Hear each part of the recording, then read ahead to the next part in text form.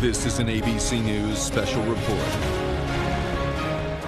Good morning, everyone. For those of you just joining us, I'm Robin Roberts in New York. We're going to break into your regular programming with news on that deadly school rampage in Parkland, Florida. Broward County Sheriff Scott Israel is about to speak. All the victims' families have been notified. We will be releasing a list of those that lost their lives yesterday. It will be released through our PIO in a very short period of time. But all the families have been notified. Our detectives worked through the night on this very daunting and challenging task, but it had to be done. It was the right thing to do, and they worked tirelessly. This community is hurting right now. There's going to be a lot of conversations over the next couple of days and weeks, and I'm going to be very animated about what I think this country can do to possibly prevent these tragedies in the future. Today's a day of healing. Today's a day of mourning. The suspect is in custody. He will be appearing before his first magistrate today at 2 p.m. at the Broward County Courthouse. This morning, we've begun working with the FBI, and you'll be hearing from the special agent in charge of the FBI, Rob Lasky, in a few minutes. We're also working with the Florida Department of Law Enforcement under the direction of Troy Walker. We will interview every single student or every person in that school that possibly knew something or might not know they know something. They will be thoroughly debriefed, and we will make sure that we're able to prosecute this case. The suspect's been charged with 17 counts of premeditated murder, and law enforcement will do everything we can, the FBI, ourselves, to make sure that this person is convicted of all charges and that justice is served.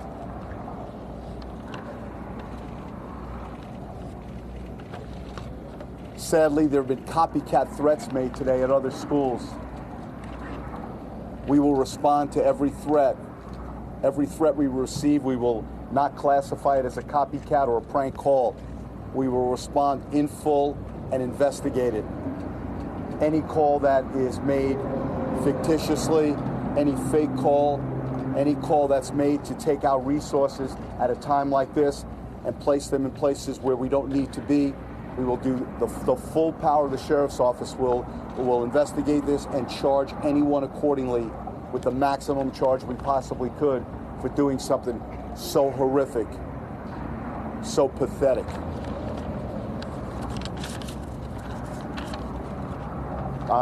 Governor Scott is going to come up and speak, and then you're going to hear from Special Agent in charge of the FBI. I'll return to the microphone and answer some questions. I think it's noteworthy that at our next press conference, I will be releasing a timeline based on investigation and video that we've captured as to what happened yesterday, and I'd like to take you through it in chronological order. We're not ready to do that at this time, but when we are, we will be back here and we will release that. Now I'd like to introduce Florida's Governor, Rick Scott. Thank you, Sheriff. I want to thank everybody in the Sheriff's Department for all their hard work to make sure, one, this individual is, we have justice, and two, to make sure this never happens again. Okay. So I think everybody up here is going to say the same thing. Our hearts and prayers are with these families, the families that clearly lost a loved one, other families that have loved ones still in the hospital. I had the opportunity to visit with some of those families last night. And then also we want to make sure this never happens again. Next week in Tallahassee, I'm going to sit down with state leaders. We're going to have a real conversation about two things. How do we make sure when a parent is ready to send their child to school that in Florida, that parent knows that child is going to be safe? Number two, how do we make sure that individuals with mental illness do not touch a gun? We need to have a real conversation so we have public safety for our schools in this state. I've spoken with the Speaker, Richard Corcoran, Senate President Joe Negron. They're committed to provide the resources and have a real conversation about how do we make sure that we have public safety. I want to make sure that my children, my grandchildren, yours, everybody in this state can wake up and be safe. I'm going to stay here and do everything I can. I know all the state resources are going to do here. I know the Attorney General, everyone's going to work hard with the Sheriff's Department, the school district, to do everything we can to go forward. But the violence has to stop. We cannot lose another child in this country to violence in a school. There's many families grieving right now. We've got to grieve with them, mourn with them, but give them their space. There'll be a time that they'll want to sit down and tell their story, but right now, as you talk to individuals, and we went through this with the Pulse attack, they want their own time to grieve. So I want to thank everybody from the Sheriff's Department to FDLE to the federal government for everything they're doing, the school district for everything they're doing to keep people safe. I want to thank the Attorney General for the victim advocates that are coming down here to be helpful. Good morning. My name is Rob Lasky. I'm the Special Agent in charge of the Miami Division of the FBI. First of all, I want to express my heartfelt condolences to the victims, the families, the friends, the entire community who suffered this senseless and cowardly act. The FBI continues to stand by the Broward County Sheriff's Office, support them, and give them every resource they need to investigate this heinous crime. In 2017, the FBI received information about a comment made on a YouTube channel. The comment simply said, "I'm going to be a professional school shooter." No other information was included with that comment, which would indicate a time, location, or the true identity of the person who made the comment. The FBI conducted database reviews, checks, but was unable to further identify the person who actually made the comment.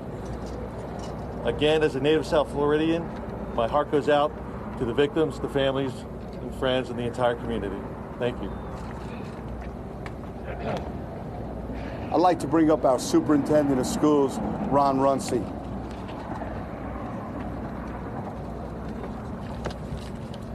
Again, and we can't say this enough, every minute of the day is focusing on how we can support our families, our students, and our staff as we work through this horrific situation. We have provided grief counselors at several locations for our students, 2 in Parkland, 2 in Coral Springs, and we are doing everything that we can to make sure that we are supporting our students. We're also providing grief counselors on site for students and staff at West Glades Middle School, which is near here.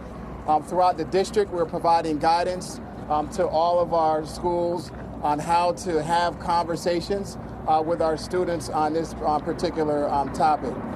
I will tell you that students have been reaching out to me, reaching out to staff, probably board members and others, saying that now is the time for this country to have a real conversation on sensible gun control laws in this country. So our students are asking for that conversation. And I hope we can get it done in this generation, but if we don't, they will. The second thing I would say, and the governor alluded to it, something that we can do now that we can get done in this legislative session is some real funding for mental health support for our youth and organizations in our community so we can properly provide the right kind of interventions. We should not have disconnected youth wandering around in our communities, and we know that they need additional support. I've been on the phone with members of the legislature.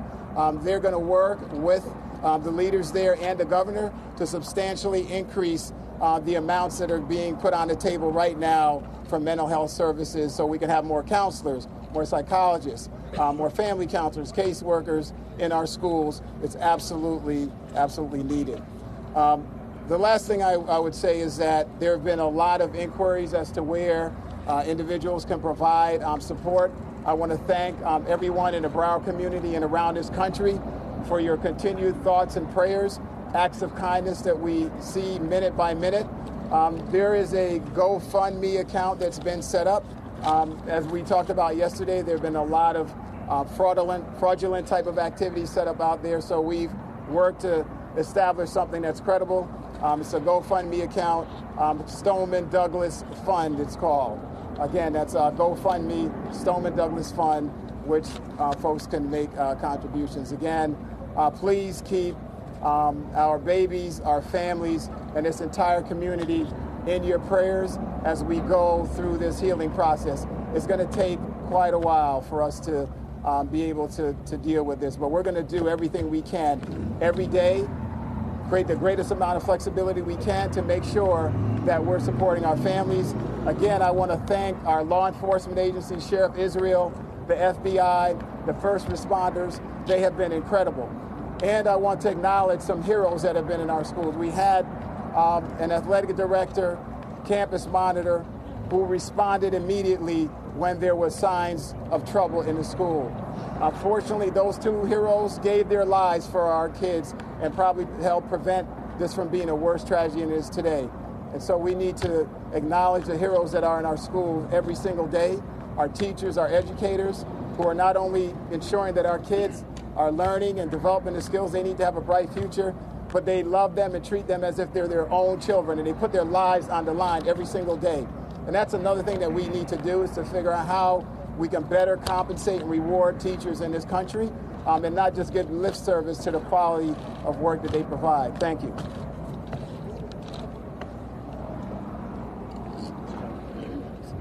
As I said yesterday, when our Attorney General, Pam Bondi, found out about this tragedy, having dealt with the Pulse nightclub and having a lot of expertise in this area, unfortunately, she got on a plane and she was down here within hours and helped out, has begun to help a lot of our families out. So I'd like to bring her up here so she can tell you about some of the great things they're doing to try and help our families in Parkland.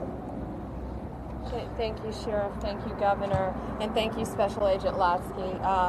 Last night there were two scenes going on. One at the actual crime scene, and Broward Sheriff's Office and the FBI, they were second to none.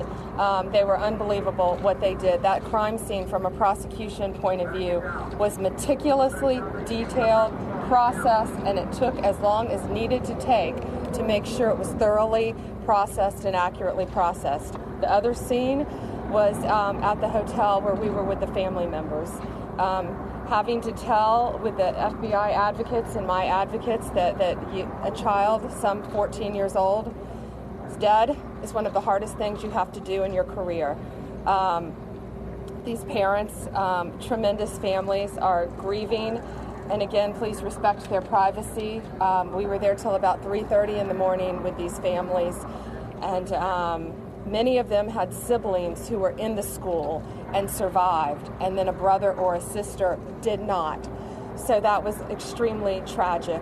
But we're praying for these families. We will continue to pray for these families, and that justice is done for the one that brutally murdered all of these students. My job now will continue to be to help the victims and the families.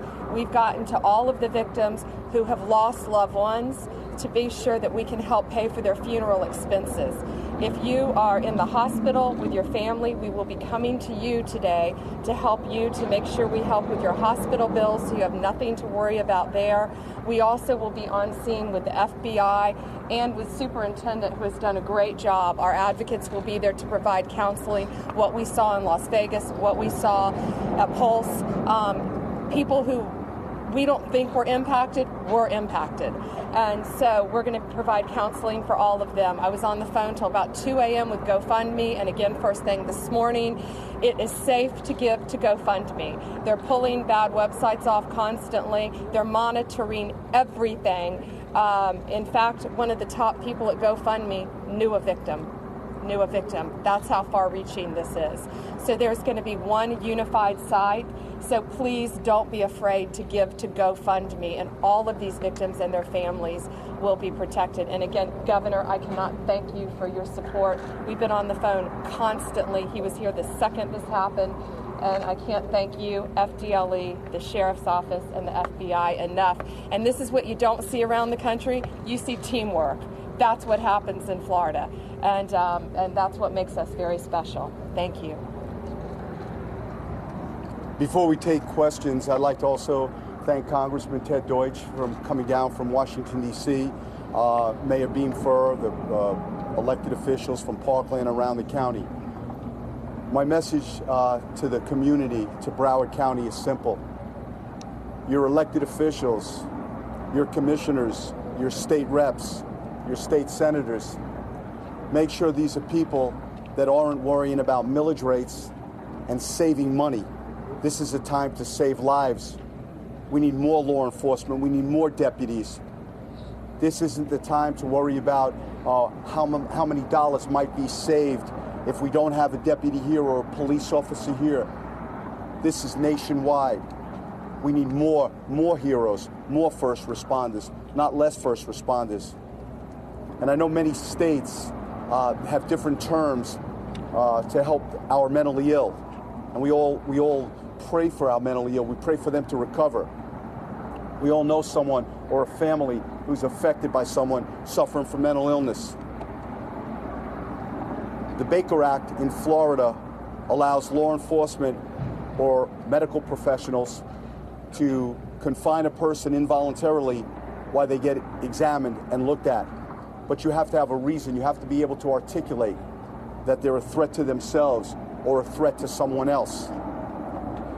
What I'm asking our lawmakers to do is go back to places like Tallahassee, places like Washington, D.C., and give police the power, if they see something on social media, if they see graphic pictures of rifles and blood and gore and guns and bombs, if they see something, horrific language, if they see a person talking about, I want to grow up to be a serial killer, we need to have the power to take that person and bring them before mental health professionals at that particular time, involuntarily, and have them examined. People are going to be rightfully so concerned about their rights, as am I. But what about the rights of these students? What about the rights of young kids who go to schools with book bags and pencils? Don't they have the right to be protected by the United States government to the best of our ability? And that's what we'll be doing. Any questions? Sheriff, what about the condition of the people that have been injured? Coach Feist. And some of the heroes. I don't know about the incident yet or what actually his performance was, but I know Aaron personally. I coached with him. My two boys played for him. I don't know when Aaron's funeral is. I don't know how many adults are going to go, but you'll get 2,000 kids there. The kids in this community loved him. They adored him. He was one of the greatest people I knew. He was a phenomenal man.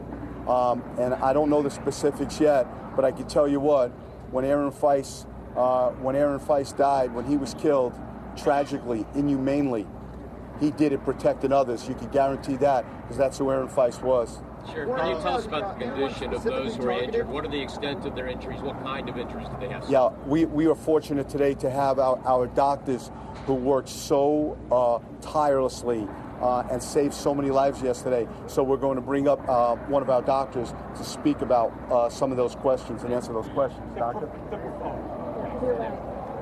Thank you, sir. Good afternoon. Dr. Evan Boyer, Director and Chairman of the Department of Emergency Medicine at Broward Health North. And I also have our colleagues from Broward Health Maine here. And the three of us collectively hopefully could answer some of those questions. So for starters, just because we're medical professionals doesn't mean we're numb to the emotions. And we send out our sympathy to all the families involved. The worst thing as a parent is if your kid doesn't come home from school that day, hits home pretty hard, and we sympathize for them. With that being said, nowadays, unfortunately, we do drills for this.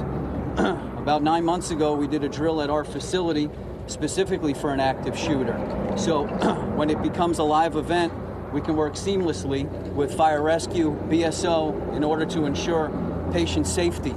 I want to commend the pre-hospital personnel yesterday for all of their efforts and all the efforts at Broward Health North, Broward Health Maine, and also Coral Springs Medical Center got a couple of patients as well. Specifically to Broward Health North, and I'll turn it over to Dr. Menendez and Puente about Broward Health Maine. Broward Health North, we had a total of 9 patients. One was the suspect treated and released. We had 2 patients deceased. 3 patients have been discharged. We currently have 3 patients in the hospital, one with an extremity wound who's doing well and working with physical therapy, another patient who's still intubated after penetrating trauma to the chest, but is doing well and following commands, and a third patient that remains intubated in critical condition. Dr. Menendez. Yes. I'm Benny Menendez. I'm the director for the emergency department at Broward Health Medical Center. So yesterday was a tragedy that we all as a team took care of all these patients. We, our facility, received 7 patients. Of the 7 patients, right now we have 2 patients that they are critical, stable condition. The other 5 went home or they're on the way home and they're, in good condition. The other 2 that they're critical, stable condition, I have Dr. Puente, who is the trauma surgeon who was dealing with them. So if you have any question about those, you can tell him. Thank you, Dr. Menendez. I'm Ivan Puente. I'm the Trauma Medical Director at Broward Health Medical Center. And unfortunately, this is becoming routine for us now. It's the second such episode that we've had in a year, which is very sad. And the first thing I want to say is that this second time around, just like the first time around, the first responders did a terrific job. And for those of you who understand what we do in trauma, time is of the essence. And really the delivery of those patients by that EMS personnel was fantastic yesterday. And it made a huge difference in the outcomes. As Dr. Menendez said, we received 7 patients. 1 was discharged last night. We had 1 that was in critical condition that went to surgery. We had 2 more stable patients that also require surgery. We have, they're still, out of the 6 still left in the hospital. We're hoping to be able to send home 2 of them today. But I expect that all of them will fully recover. I'll be happy to take any questions. Special Agent Cruz, can you please tell us, are you prepared to tell us that Nikolaus Cruz is the same person who wrote that YouTube comment? Is it the same person? Can you comment more about this YouTube post? We do not know if it's the same person. We did our database checks. We could not positively identify him. We're going back. We're scrubbing the information. We're looking at it again. But I'm not willing to say at this time that it was one and the same person. Was anyone specifically targeted? Is there any indication that someone was specifically targeted that started all of this? Not at this time. That's certainly a possibility. But as I said earlier, the FBI, the Florida Department of Law Enforcement, and Broward Sheriff's Office will be working conjunctively to interview as many people as we can. So down the road, we can uncover this information. But at that time, that's just, right now, it's no more than a possibility. Do you know how he entered the building, how he got in? That'll be, we will speak about that. We do know about that. And at our next press conference, as I said, I will take the media through a timeline and talk about through videotapes. We'll match up video with real-time information with things we know, and we'll disseminate that. Sheriff, you said you operated out as you received the weapon flying, Sheriff. What can you tell us about how Cruz obtained this AR-15? Our understanding it was legally purchased. Can you detail that? Glenna, we're not going to release that until later today, if we do it all today. That's something that alcohol, tobacco, and firearms, those investigators are trying to track down the history of this weapon. We believe we know where the weapon was purchased, where the weapon came from, but that's being pieced together. So that will be something that we will discuss when at the appropriate time. Airport shooting last year, now this tragic shooting. What can you tell the people of Broward County? What else can be done for their safety? As I said, I talk about this all the time. It's not a phrase. It's not a term. It's the way we have to live our lives in circa 2018. If we see something, we need to say something. If that neighbor comes home every Friday at 4 o'clock and he or she's always carrying a grocery bag and has milk and eggs sticking out, and the last 2 Fridays they've gone to a different, maybe a range, and they've come back with bullets in the bag on Fridays, that's a change in behavior. That's different. That's something we need to know about. You're our eyes and ears. Well, one community member who sees something could do more in a 1-minute phone call than sometimes law enforcement could do in a period of months. If you know anybody right now, if you know anybody and you're saying, you know what, this raises a red flag, I was thinking of calling us. Don't think about calling us. Call us. Call the FBI. Call the Florida Department of Law Enforcement. Call the Broward Sheriff's Office. But if there's something in your gut that tells you there's something not right with this person has the capabilities in my mind to do this or do that, please don't remain silent. Please let us know about it. Explain why he was expelled or rejected. Classmates of his knew about his problems all the way back to middle school. He had an extensive disciplinary record. Was Was he on, or maybe for Mr. Ruxey, was he on the school district's radar in some sense? What was done about him? Because people have known him for years already, prior to even his expulsion from the high school. How did he get back on campus? And why was he expelled? You know, as a school district, we have to protect the privacy of our students, so I can't go into much detail at all about the student's record and personal information. I will tell you that it was a former student at Stoneman Douglas. Because of issues that arose here, he was transferred to another school within the county. Was it a troubled school? What type of school was it? Again, I'm not privileged to provide that information at the moment, but it is a student that we have been providing supports for and recognize that there certainly were challenges there. The specifics I can't get into. As far as the student coming on campus, this particular individual came on the campus at the time of dismissal, and that is a fairly open time for the campus, and he entered the facility at that moment. So that's... The district was aware of it as a potential problem, as having a disciplinary record, as having been expelled, as having been enrolled in rehabilitation in schools. I mean, the district knew he was out there and that he had caused problems in the past, correct?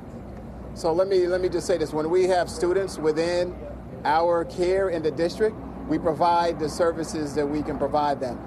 This is bigger than just the school system. Our kids are out of our schools 2/3 of the time that they're up. We need a community-wide approach to helping our students with challenges and mental health concerns. And so, again, we've got to invest resources to make sure that we minimize the occurrence of this ever happening again, because if we don't, it's not a matter of if, it's going to be when. So, Sheriff, do you know if there was a psychological trigger? Was there a psychological trigger with this student for this event? I have no idea. Sure. Where are you guys processing the scene? There are some bodies that are still in the school. There's a medical. Right now, the focus of the FBI and the Broward Sheriff's Office is on the successful prosecution of this killer, and we're not going to leave any stone unturned. We're trying to process this as quickly as we can, but the ME is involved, investigators are involved, there's science, DNA, and a whole plethora of things. And we want to go fast, but we're not going to rush it. We're going to get it right before we get it fast, and that's what's going on right now. Does a real conversation about situations like this? Do students in the school know who to report concerns to? If they were concerned about a classmate, is there a protocol or a system or something? You'd have to. I'm sure there is. I mean, wasn't at the camp. Did he cooperate? He wasn't enrolled.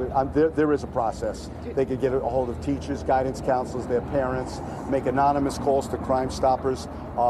If somebody knows something, there's certainly ample way to say yes. Governor Scott, isn't there a way? On-campus armed? Well, we had a school resource deputy, Deputy Peterson. He was on campus and he was armed.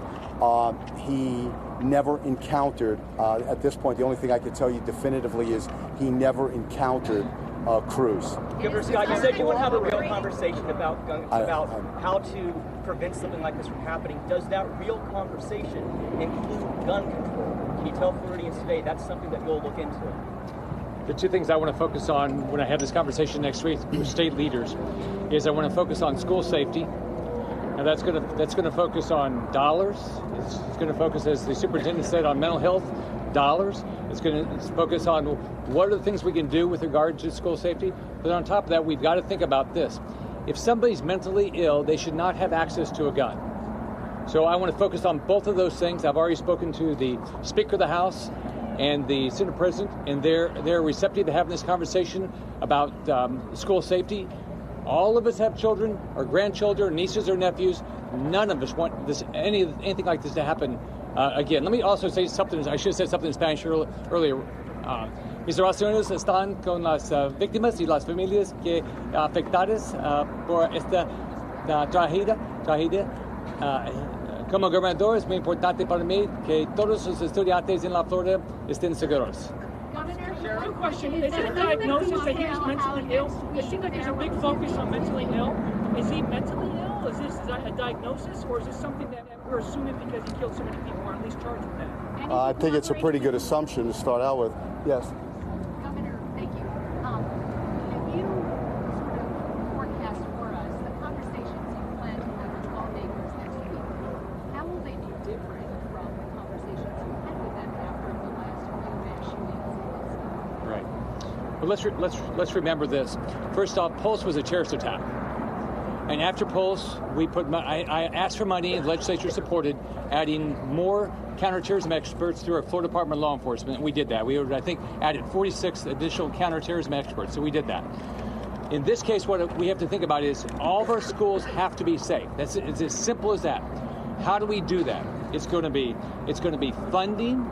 It's going to be is there both for security, for mental illness, for counselors, things like that. But on top of that, we've got to say to ourselves, if we have somebody that's mentally ill, they can't have access to a gun. So, but look, I'm open to having a conversation about things because I don't want my children, your children, my grandchildren, your grandchildren, ever anything to go through like this. I don't want a parent to have to say, oh, I've got to teach you now when you start kindergarten that you've got to learn how to be careful about a shooter. That's not this society we all want to live in. Is he cooperating? I also we have out here today. I'm flanked by many of our school board members, our elected officials on the school board, Dr. Rosalind Osgood, Abby Freeman, Donna Corn, and a host of others. And we appreciate them being out here. And we're going to make sure that they're part of the conversations, too, because they deeply care about their students and this community. So I'm glad to see them here today. A few more questions. And what has Cruz said to you at this point? Yeah, we're not going to release anything he said to detectives. Special Agent, can you talk about it over that hear or see something suspicious to report it? Right. If someone came forward to your agency with information about this suspect, what could you legally have done about the fact that he owned a gun? Well, if he legally owned a gun, we couldn't do anything about arresting him for having a gun because you used the word legally. But we could certainly follow up. We could certainly go to visit him, whether he legally owns a gun or not. If we think a red flag goes up and that there's something not right, and we think that this person has a propensity to do such a horrific act, I think police all over this nation need to be empowered to take that person and medically deliver him to a medical or her to a medical facility where they can be examined. Thank you for your time. We'll be back in about an hour. In 2017, did you talk to Cruz? As you can see, we're still waiting also for President Trump for his remarks. He has tweeted, but he has not said anything on camera, and we're awaiting his remarks. Broward County Sheriff Scott Israel began that press conference by saying that all families, all 17 families, have been notified about the loss of their loved ones, and that the gunman, the 19-year-old, has been charged, 17 charges that he is facing of premeditated murder. Earlier this morning, our national correspondent Tom Yamas was outside Nikolaus Cruz's home, and now he is outside the school. Tom? Robin, good morning to you. And we've just learned also that Nikolaus Cruz will also appear before a judge at 2 o'clock. And one of the stunning revelations we heard from this news conference actually came from the FBI. They acknowledged that there was a YouTube channel where apparently Nikolaus Cruz had posted months ago a comment that basically read, "I'm going to be a professional school shooter." Now, a YouTube vlogger notified the FBI, sent them a screenshot of this, but the FBI says they had no other information that was included with that comment which could indicate a time, a location, or a true identity of the person who made the comment. The FBI says they conducted a database review checks, but they were not able to locate who exactly Nikolaus Cruz was, even though his username was the same name he has. That was one of the big revelations that came out of this. And as you mentioned, all 17 families have been notified. Unfortunately, still because of this investigation and work, and investigators have been working through the night at the school, which is just behind me. Some of the victims' bodies are still there because this investigation is going to take a long time. Both the Broward Sheriff's Office, the Florida Department of Law Enforcement, and the FBI are all working on this together. At 2 p.m., we may actually get one of our first looks today at the suspect, Nikolaus Cruz, when he appears before that judge, Robin. All right, Tom. I know that you'll stay on it, the situation there. We are expecting again for President Trump to make his remarks. He did send out tweets earlier this morning, but this will be his first on-camera remarks. He'll be speaking from the diplomatic room there at the White House. I was also struck by something that the sheriff said when he was talking about this is a day of mourning, of course, and also being very respectful of the families, the loved ones. But he said in the days ahead that he would be, in his words, animated about the discussion. Many of the questions that the sheriff and also Governor Rick Scott were posed were asking about gun control. We heard from the superintendent who said that in talking with the students who are already receiving counseling, that they asked their parents, other people, about sensible gun control laws, that the students there, having gone through this, are now asking about that, and that is a discussion that will be taking place at some point. I want to go now to our Chief Justice Correspondent, Pierre Thomas, because the FBI agent that was there was saying that they were aware of that YouTube posting, but as we heard with Tom Yamas, that they were not able to get any more information directly linked to the shooter. That's right, Robin. And clearly there's going to be more work done in terms of where the warning signs missed. Where are these signs missed? And Robin, I also was struck by the fact that they mentioned that there's still bodies in the room, in the school. Robin? Here's the president. My fellow Americans, today I speak to a nation in grief. Yesterday, a school filled with innocent children and caring teachers became the scene of terrible violence, hatred, and evil. Around 2:30 yesterday afternoon, police responded to reports of gunfire at Marjorie Stoneman Douglas High School in Parkland, Florida, a great and safe community. There, a shooter, who is now in custody, opened fire on defenseless students and teachers. He murdered 17 people and badly wounded at least 14 others. Our entire nation, with one heavy heart, is praying for the victims and their families. To every parent, teacher, and child who is hurting so badly, we are here for you, whatever you need, whatever we can do to ease your pain. We are all joined together as one American family, and your suffering is our burden also. No child, no teacher should ever be in danger in an American school. No parent should ever have to fear for their sons and daughters when they kiss them goodbye in the morning. Each person who was stolen from us yesterday had a full life ahead of them, a life filled with wondrous beauty and unlimited potential and promise. Each one had dreams to pursue, love to give, and talents to share with the world. And each one had a family to whom they meant everything in the world. Today we mourn for all of those who lost their lives. We comfort the grieving and the wounded. And we hurt for the entire community of Parkland, Florida, that is now in shock and pain and searching for answers. To law enforcement, first responders, and teachers who responded so bravely in the face of danger, we thank you for your courage.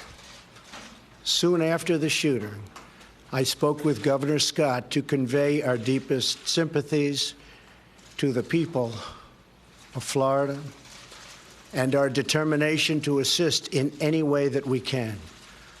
I also spoke with Florida Attorney General Pam Bondi and Broward County Sheriff Scott Israel. I'm making plans to visit Parkland, to meet with families and local officials, and to continue coordinating the federal response. In these moments of heartache and darkness, we hold on to God's word in Scripture. I have heard your prayer and seen your tears. I will heal you. We trust in that promise, and we hold fast to our fellow Americans in their time of sorrow. I want to speak now directly to America's children, especially those who feel lost, alone, confused, or even scared. I want you to know that you are never alone and you never will be. You have people who care about you, who love you, and who will do anything at all to protect you. If you need help, turn to a teacher, a family member, a local police officer, or a faith leader. Answer hate with love, answer cruelty with kindness. We must also work together to create a culture in our country that embraces the dignity of life, that creates deep and meaningful human connections, and that turns classmates and colleagues into friends and neighbors. Our administration is working closely with local authorities to investigate the shooting and learn everything we can. We are committed to working with state and local leaders to help secure our schools and tackle the difficult issue of mental health.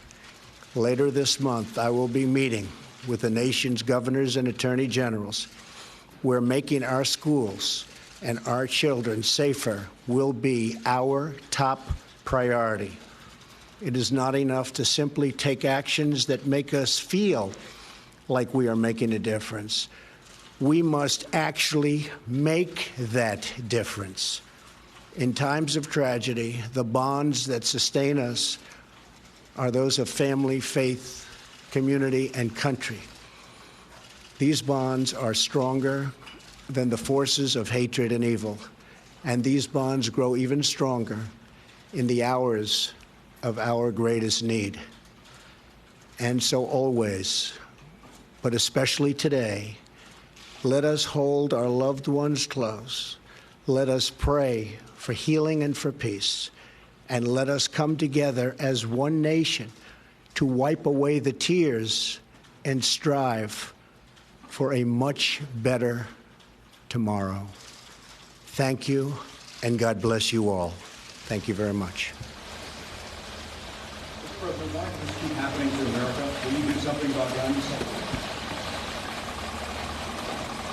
I don't know if you could hear that. He was asked just then, would he do anything about guns? He did not address that. He did talk about mental health, but that was the question that was shouted to him as he was leaving. He has been in contact with officials there in Florida and says that he will make a trip to Parkland, Florida as well. Our senior White House correspondent, Cecilia Vega, people were waiting to hear from the president. He has now spoken. And this is the fourth time this president has had to make an address to the nation in the wake of a mass shooting, Robin. As you mentioned there, that question as he walked out of the room, will he do anything about guns as it relates to gun control laws in this country? That is going to be the major question going forward, not just for this White House, for this Congress, of course. The president touched in his remarks there on the issue of mental illness as it relates to these mass shootings. That is something that he touched on in a tweet earlier this morning, too. And of course, we heard that tweet right there on your screen, the president saying so many signs that the Florida shooter was mentally disturbed. And this is an echo that we heard down there from the delegation in Florida, the governor of Florida saying people with mental illness should not have access to guns. Robin, one of the things going forward that, again, this White House will be confronted with in the days and the weeks to come is the fact that one of the only major actions that President Trump has taken on gun control is to block an Obama-era rule that made it harder for the mentally ill to have access to guns. And in the wake of past shootings, this is a president who has not wanted to address the issue of gun control. He has often said that it is too soon to do so, particularly while an investigation is ongoing. But we are hearing now, not just from people in Florida living through this tragedy in real time, perhaps a break we're seeing at this moment from some in his own administration. The Treasury Secretary, not long ago on Capitol Hill, saying that personally, I think gun violence is a tragedy, and I urge Congress to look at these issues. That is not something, a statement, a sentiment expressed from this administration that we have heard so far. The president made a little bit of news in his remarks, Robin. He said he will be visiting Parkland. We know that he is, from sources, scheduled to go to his Mar-a-Lago resort this weekend. That is just 40 miles away from where that tragedy took place. I do know from sources here in this White House that there is active discussions about whether the president might make that visit there this weekend. But again, right now, Robin, the big question for this White House going forward: when is the time, if not now, to talk about gun control? Perhaps this is the shooting that will inspire them to take up this policy discussion. All right, Cecilia, thank you. One of the trending hashtags, enough is enough. And often after a shooting like this, it is said, as Cecilia said, that it's too soon to speak about sensible gun control. But many people say enough is enough, and when is the right time? Tom Yamas is there outside of the school. You've been there since, what, yesterday there, Tom? What is the sense that you're feeling right now? I mean, we're seeing people come with roses, people come with balloons. We just saw some students here from a nearby school sort of break down during that news conference as it was going on. But as far as the issue of gun laws goes, Robin, as you and Cecilia were discussing, as we first reported on GMA, the shooter here, the alleged shooter, Nikolaus Cruz, purchased that AR rifle legally. And now we can expand on that reporting. Our investigative team has confirmed that he purchased it from a federally licensed dealer. All the paperwork, all the protocol, all checked out. He's 19 years old. He bought it within the last year. You can purchase one, an AR-15, by the age of 18. So he followed all the rules, and he obtained that rifle, the machine that he brought into this school and killed all those students and teachers with. He obtained that legally. We also talked about mental illness, and this sort of falls under that umbrella as well. You know, were there warning signs? The school superintendent told us yesterday they had no warning signs. Today he said he couldn't talk about Cruz's record, but we talked to multiple students, Robin, who told us that at least one student said he wanted to shoot up the school. He had a passion for guns. He carried bullet casings in his book bag. For some reason, this child was allowed to come to the school, not have a book bag because of those bullet casings, but hold around his folders. If those aren't enough warning signs, I don't know what are, Robin.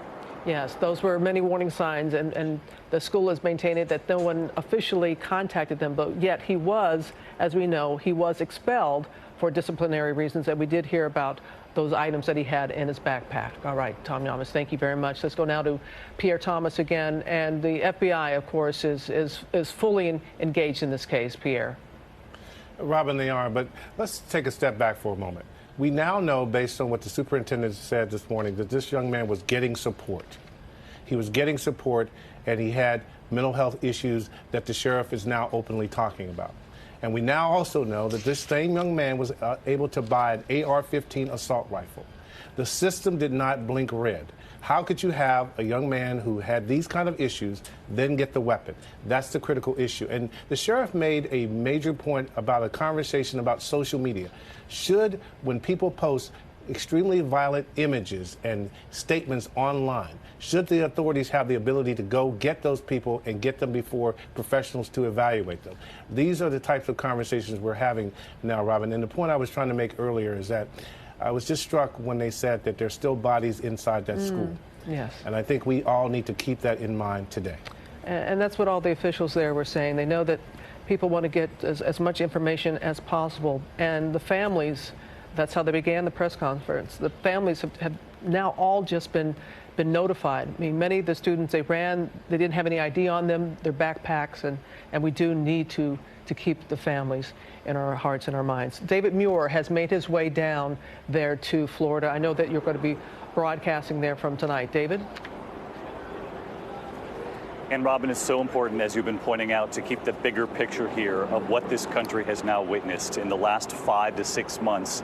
3 of the deadliest mass shootings in modern American times. It's sort of extraordinary to think that we're now on the scene here in Parkland, Florida, after being in Sutherland Springs, Texas, the worst church shooting in modern times, after Las Vegas, which we know is now at the top of the list for how deadly that scene was. And here in Florida, the stories that you hear from these students and how commonplace this has now become in this country about the drill that happened earlier in the day. And so when they heard that fire alarm pulled, and obviously it's believed that the suspect pulled that alarm to try to get kids and teachers to race out of the classrooms down the hallways, that they thought it was a little odd to hear that alarm all over again. But so many schools across this country have been training their students with drills, additional practice on what to do in these types of situations. It's become so commonplace. And, you know, President Obama faced this issue before the current president, and now President Trump addressing this issue of gun violence in our schools and in our communities now several times just since becoming president. There will be a lot of scrutiny, though, now on what the president had to say a short time ago, choosing to concentrate on mental health. And I don't think in any of these communities you'll find an argument that mental health is one of the issues that has to be looked at here. But there is another, and it's a vital component, and that is the weapons that are being used. As we know, in this case, the weapon is believed it was purchased legally, but there will be questions about this young man's past, whether or not he should have had a weapon, and the multiple warning signs that are just now beginning to emerge about his past, and whether or not a community could have put up red flags far earlier and try to prevent another tragedy like this. But Robin, it's something to be again in a community here in America so quickly after those other places that we've been reporting on yet again. All of these families who thought their children would be coming home from school, would be going to sports practice, and instead they waited into the hours of the night last night waiting to hear if their children's names were on that list. We talked to many students, David, earlier this morning on Good Morning America, and one student in particular struck us when he said, we can't get used to this. We can't get used to this, even though you're naming all the times that presidents, and not just President Trump has had to, but his predecessors have done it, have had to go down and to these memorials. And to hear this young man say it just is something that we cannot get used to. Thank you, David, who just landed there in Florida. And we're going to return now to our regular programming. In some parts of the country, that's Good Morning America. And David will have a complete wrap-up on world news tonight there in Florida. And you can always get the latest anytime on the ABC News app or on our website. I'm Robin Roberts in New York. Have a good day. This has been a special report from ABC News. Hey everyone, Amna Nawaz here in New York, continuing coverage now of yesterday's deadly shooting at a Parkland, Florida high school. I want to go now to Washington, D.C., where my colleagues Rick Klein and Mary Alice Parks join me. Guys, we've now heard from the president. He's addressed yesterday's shooting and remarks just moments ago. He started off by saying that today he's speaking to a nation in grief. Rick, tell me what you made of his remarks and how the president responded. The president as consoler-in-chief, not maybe the most comfortable role that President Trump has taken on, quoting scripture and that message, I think, directly to children. I think the fact that he went to mental health immediately, as David Muir just reported, undeniably an issue that's at the heart of this shooting in Florida, but is not the entire issue. And I think for a lot of people that are watching this and looking to Washington for answers, Mary Alice, the fact that you've got one side of this debate that says guns will not be part of the conversation, it leaves a lot of people wondering if this is a real debate or not. And whether there's actually any policy proposals at all. If not on guns and restricting gun control, then what about mental health? We've seen Republican budgets and this president's budget that cut mental health services as well, cut background check systems or propose cuts to background checks. So I think that is why you have just outrage across the country right now, frustration that there's once again no policy prescriptions being offered. And I think one frustrating thing for people that look to policy prescriptions about this will be as you dive into the details here, as Pierre Thomas was just reporting, there were lots of red flags here. There were lots of people that potentially knew about the alleged gunman's background and what was happening, and still nothing there was no tripwire. Nothing actually prevented him from legally obtaining a weapon. So when you're looking at this, you can find lots of reasons that this young man should not have had a weapon. That the gun availability is a piece of it. So are the background check systems. So are the typical ways that you'd flag problems in someone's background. People were very aware of it, and I think we often look to the last example when we're looking for policy prescriptions, and we forget what happened before. We forget the broader context and the fact that these things continue to happen, Amna, and they're just over and over again. There's a numbness to it. Mary Alice and I have been talking about this. We both wrote about it this morning in the note, and there's just such familiarity now with tragedies like this. It gives you a sinking feeling to know that we've been here before. Well, this is a number everyone's been hearing a lot. This is yesterday's shooting marks the 18th school shooting of this year so far. There was something else that the president said in his remarks. He's speaking directly to those who survived the shooting and to the families who lost loved ones. And he said, "We are here for you, whatever you need, whatever we can do." We heard from officials on the ground there saying now is the time to have this conversation about some kind of gun control. We've heard from students in interviews this morning on social media saying we need to do something. This cannot happen anymore. You look back at what happened after Las Vegas, and Congress had some plan forward, right? They had an idea where they said there's one specific thing, bump stocks. We can try to move forward on that. There's bipartisan support for that. Did that little bit even get anywhere? It didn't. It got frustrated through the bureaucratic processes. At first, it was Congress saying ATF should do it. I think that's too kind, Rick. It got stopped. It got delayed. Republicans didn't pass a bill. They shelved a bill. It was bureaucratic infighting. It was ATF should do something. It should be something that the White House does, and it goes back. No, look, nothing has changed the politics of this. And I frankly am pessimistic that this tragedy or really anything else are going to change the stubborn politics of this, frankly, because that's the people that are elected. They come in with a certain view. There's nothing that shakes them from that view. The only thing that I think changes the policy prescriptions is the policy makers and changing the policy makers. And Mary Alice and I, as political reporters, were covering sort of the nascent efforts to bring people into the political process. But until or unless gun violence is a voting issue for people who want to see guns restricted, it is not going to change the politics in Washington. I just think that's a fact.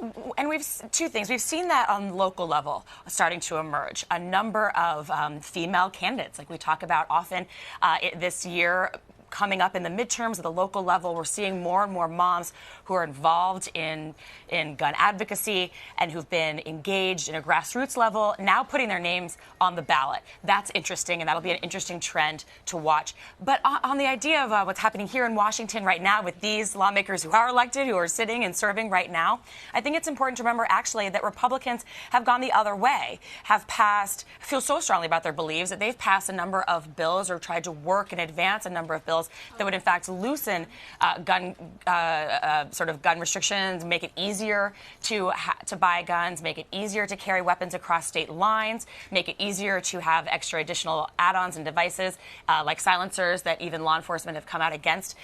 So I think it is really stark, the partisan divide here. There's very few issues where we see such little bipartisan work. And I think that the national attention span on these things are important as well, that people, if they want to see change, you need to have the same raw emotions that you have today, tomorrow, and next week, and next month when there isn't a tragedy, because that's the way to keep the pressure building. Because it is an easy out to say now is not the time, now is not the time. It has become a trite response from people that don't want to debate guns to say now is not the time. It will never be the time unless there's that sustained effort to keep the focus and to keep people remembering. I was struck by what Senator Chris Murphy said on the Senate floor last night about needing to turn your TV on now. Amna. Guys, we're watching some of those pictures from yesterday, too. It's hard to see how those emotions could fade, and yet somehow we have this conversation over and over again. I do want to bring in ABC's Chief Justice Correspondent, Pierre Thomas. Pierre, I want to ask you about the man, the young man at the heart of all of this. Now, there has been some reporting about some warning signs that may have been missed. I know the FBI and other law enforcement are looking into this, about whatever we know about this young man, about how he came to carry out these heinous crimes yesterday. Well, there are a number of threads that we're following. Number one, students are telling us that they were concerned about him, that he made comments about potentially conducting violence. The FBI talked about a posting on YouTube in which a statement was made about wanting to be a professional school shooter. They claimed that they were not able to run this down to their satisfaction to find specifically the person who posted that particular item. But Clearly, this young man who was expelled from the school, removed from the school, according to the superintendent, was getting support. And what the nation is grappling with, and you're hearing these issues about mental health, is how does a person like that, who people know has an issue of some sort, a challenge that's being dealt with, how does that person then get access to the AR-15 and buy it legally without the system somehow blinking red? That is the question today, and that is the question that I'm sure many of those parents whose children did not come home last night are asking. And Pierre, this is what I think leaves a lot of people scratching their heads, is exactly this. We hear officials saying again and again, if you see something, say something. If you notice some unusual behavior or something that needs to be flagged, call us. It sounds like this was someone who was flagged in the system for specific care or attention of some kind, and yet he was still able to legally purchase a weapon. So where does the attention need to be paid in that process? Well, I think you're going to see a lot more conversation and study about, okay, once you have someone who's getting mental health support, who's been identified as someone who is in crisis, does there need to be a way for that person's name to be entered into the system so that if he or she tries to purchase a weapon, that the system would simply blink red so that someone could go talk to that person or so that the sale could be blocked? I think you're going to have more of those conversations. Now, whether action will actually be taken in Washington, I can't tell you that. The governor of Florida seemed to make the case that he is going to attack this problem. We'll see. Pierre Thomas live there in Washington, D.C. for us. Let's go live now to Parkland, Florida. Apologize, we'll go to our colleague there in just a moment. Back down to D.C. now. Rick Klein and Mary Alice Parks are still with me there. Guys, we heard actually not just from the president this morning, but also from his attorney general. Jeff Sessions was speaking earlier today at a national sheriff's organization. I want to play you a little bit of sound from what he had to say and then talk on the back end. Here he is. It cannot be denied that something dangerous and unhealthy is happening in our country, and we are once again watching the images of children terrified, streaming out of their school, hands over their heads. It's an image we don't need to continue to see. When parents once again go to sleep and fearful that their kids will not be safe even when they go to school. Today, we met with, this morning, our Office of Legal Policy to work with our partners at Health and Human Services, the Department of Education, across this administration, to study the intersection of mental health and criminality and violence, and to identify how we can stop people before these heinous crimes occur. So guys, it sounds like this might be the first specific prescription we have moving forward. There's going to be a study looking into that intersection there. But look, in terms of actual action in Washington, you guys have presented a very clear picture. It sounds like the bipartisan holdups will be the partisan holdups will be the partisan holdups. Could there be effort from the White House, from this administration, to force some kind of action if there is enough public support for it? Sure. The White House could make it an issue. The president could continue to address the country on the issue. He could call his friends on Capitol Hill and tell them they need to introduce pieces of legislation. I thought it was interesting that another member of his cabinet today, Mulvaney, talked about wanting to see Congress work on this issue, calling for Mnuchin, actually. Oh, I apologize, Mnuchin, calling for a study group, and that was something that Democrats brought up in the House earlier last year, and that Speaker Ryan specifically shelved, wouldn't address. So if Democrats start working with members of the Trump administration, with members of the cabinet to try to put political pressure, to create a new committee, anything is possible if there's a political will to do it. Yeah, and look, I think President Trump has the potential to change the national conversation, as any president does. Is that a magic wand? No. I think also there's a lot of skepticism around President Trump. The NRA spent unprecedented numbers. Literally no candidate in history received as much backing from the NRA as Donald Trump did. He talked about 30 million. Talked about himself as their best friend. So the idea of him going against the NRA, or Jeff Sessions for that matter, going against the NRA, I think is unlikely. I think in terms of the concrete action about this task force, I think the question about mental health isn't a new one. I was wondering what took so long, frankly, Amna. Guys, let's go live now down to Florida, get some more information from Tom Yamas, who joins us from Parkland, where, of course, that high school was the site of yesterday's deadly shooting. Tom, we've heard a little bit from school officials and law enforcement on the ground about the young man, 19-year-old Nikolaus Cruz. What else have we learned? What can you tell us? Well, one of the big pieces of information we learned was that the FBI apparently was tipped off about Nikolaus Cruz months ago. Someone named Nikolaus Cruz on YouTube had posted a comment on a YouTube page saying he wanted to become a professional school shooter. Now, a vlogger on YouTube saw this, took a snapshot, and sent it to the FBI. The FBI acknowledges that they got this information, they got the name, but they had no way of tracking it back to this shooter. They had no location, they had no time of date reference. They said they cross-checked databases, but sometimes investigating names and issues on social media can be very difficult, and that's what the FBI is saying right now. But yesterday they also said, the superintendent said they had no warning signs. And we've spoken to several students who said, you know, one student in particular who said that Nikolaus Cruz last year told him he wanted to shoot up the school, but later apologized for saying that. And then others who say he was obsessed with guns, that he wasn't allowed to have a backpack because he had bullet casings in his backpack at one point in the school and was later expelled for that. So there's a lot of questions about warning signs. And then one of the other revelations we learned, and this is some terrible piece of news, so 17 people were killed just behind me at Marjorie Stoneman Douglas High School. And because this investigation is so difficult, it's taken a long time to identify all 17 of the victims, which they have now done. All the families have been notified. But inside that school, there are still victims, there are still bodies. And it's such a complicated investigation that they don't want to rush any part of this. We do know that Nikolaus Cruz will appear before a judge at 2 o'clock. He has been charged with 17 different counts of premeditated murder. Amna, back to you.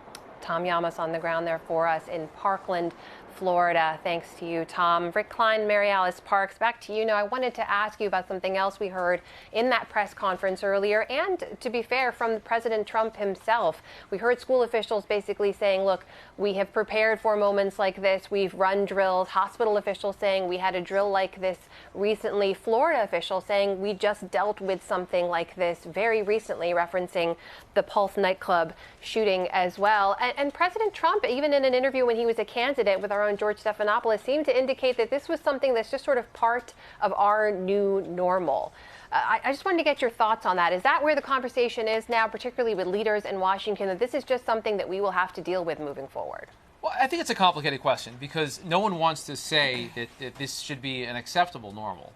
But I think objectively you have to look at it and say this kind of thing happening, massive shootings, including school shootings, every set period of time is the reality. And until or unless there is a kind of a change in the definition of the terms around this debate, the debate is stale, and it ends up exactly where it started. It ends up in a lot of finger pointing, and in my view, not enough looking in the mirror from everyone involved to say, to have this comprehensive look, you have to toss aside a lot of your preconceived notions.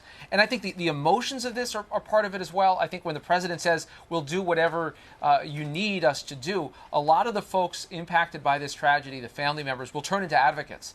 And they will talk about this and look for some kind of healing, some kind of a result out of this, where frankly it may not be. So I think that's another thing to watch, is that you have a growing army of people who are galvanized by this issue and want to see real action and have been frankly totally frustrated by the lack thereof. And frustrated that lawmakers are seeming to accept it as reality. I think you ask the average American and they would say, of course, it can't be acceptable. But that is the only tone out of Washington. On every other issue, every other national security threat, safety threat for children, there is response, quick response, often in the immediate follow-up. Tide Pods got hearings real fast, didn't they? And the flu or Ebola or anything else that you can imagine that would be wreaking havoc and posing danger and physical threat to children in schools, that's exactly when Congress responds. They hold hearings, they offer bills, they write policy, and the idea that they're not doing that now, to me, suggests, and to the rest of the country, that they have accepted this as reality. Well, let's see how folks down in Florida are reacting to that and what they're hearing from their leaders. Our own Victor Oquendo has made his way down there as well and joins us live from Parkland, Florida. Victor, you've had a chance to connect with folks on the ground there who have lived through something unimaginable over the last 24 hours. What are they telling you? We were here late into the night and early this morning speaking with students, speaking with teachers, speaking with parents. And just the stories, they're so hard to hear. Late last night, we're talking about 4, 5, 6 hours even after the shooting. You're still seeing kids making their way away from this school with backpacks still on, their parents just eagerly waiting to hear from them. And those videos that we've been able to see that those students took from inside the classrooms of all of them just huddled together there, tucked into a corner of the classroom, and then those screams once the SWAT team comes in or when you hear gunshots fired in the background, they're so tough to listen to. But at the same time, we're also now hearing the stories of certain heroes, these young kids really stepping up and helping their fellow classmates. I spoke with 2 students, a senior and a junior. They're part of the JROTC program, and they actually heard the gunfire right around 2:20. They knew exactly what time it was. They saw what was happening, and immediately they kind of worked together to get a big group of kids into one classroom, and not just kids, by the way, teachers as well. And they brought them to one area where they have a lot of their own supplies. Again, they're part of that program, and they realized they had this big kind of a Kevlar blanket. Of course, Kevlar is what you use for bulletproof vests, and they created a Kevlar curtain in this one classroom. And they went one further steps than that. So they had all these kids shielded, as well as teachers. They flipped over some desks to barricade the doors, and then they armed themselves with 2x4s and fire extinguishers, saying that they were ready to fight, they were ready for anything that was going to come their way. Those are just 2 students who helped out a number of people inside of this school. Again, it's a huge school in there. And those 2 kids, they're also very close with one certain security guard and an assistant football coach at this school. You may have heard this story already, but this is a guy who actually confronted the shooter. He shielded other students and took a number of bullets, and ultimately this morning we've learned that coach has died. Those kids had nothing but incredible things to say about him. They both talked to him early in the morning, and that man dying a hero, trying to protect some of his students here at this school. The stories we're getting right now, heartbreaking, and for those 2 students that I just mentioned, part of that JROTC program, incredible poise that they were able to show in some chaotic moments here.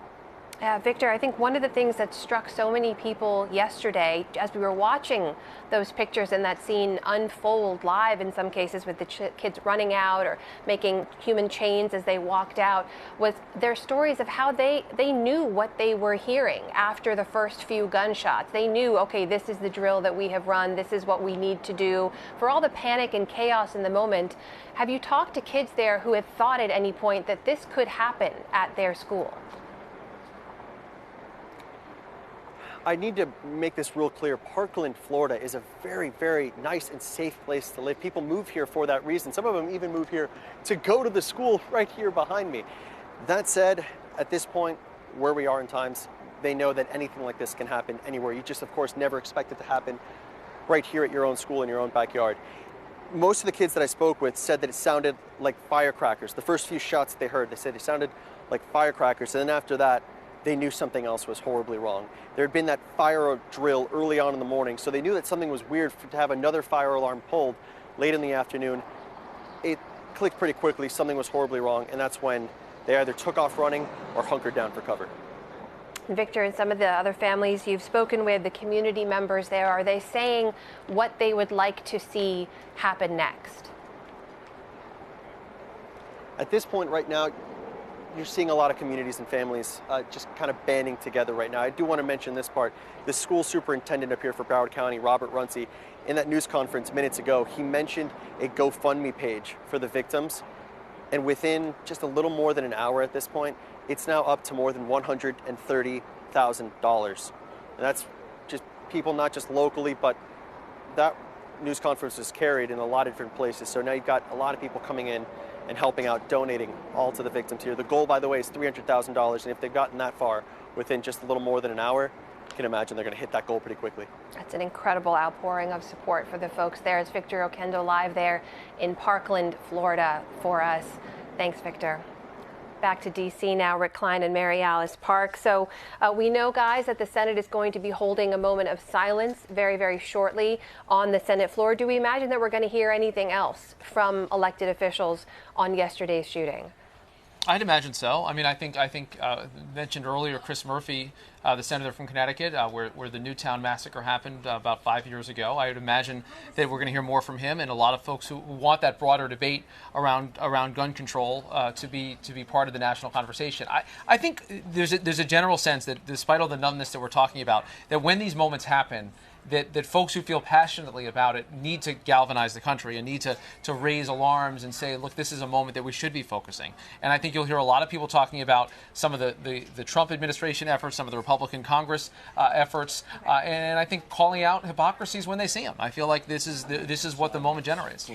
And especially the lawmakers from Florida, they will continue to face questions in the coming days and coming weeks about what they are doing, their response, their past votes. And I think that will be hard for Senator Rubio and folks that have a really complicated, controversial voting record on this issue. And one of those leaders right now just spoke on the Senate floor, Senator Bill Nelson. Mary Alice Parks and Rick Klein in D.C., thanks for joining me. We will leave you folks now with this moment of silence on the Senate floor.